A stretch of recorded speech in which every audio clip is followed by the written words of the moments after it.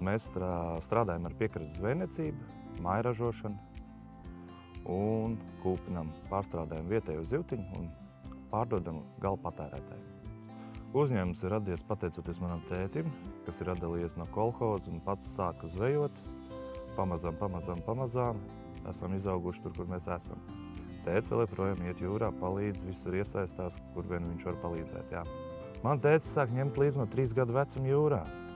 Un lēnām, neko citu jau ikdienā negribējās, kā tikai iet jūrā, un tā tas ir līdz šo baldienu. Mēs esam diezgan unikāli ar to, ka mēs paši taisam tīklus, izgatavojam un remontējam.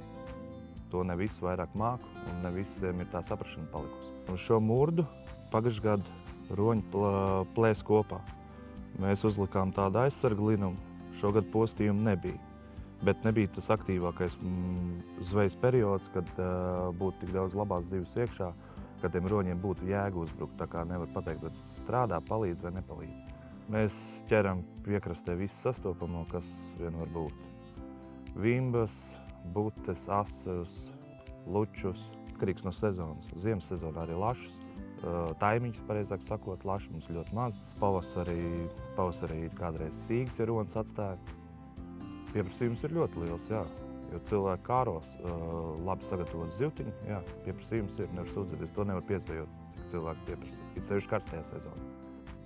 Galvenais ir izturība, turēties pie tā, kas tev patīk, un tad arī viss sanāks un izdosies.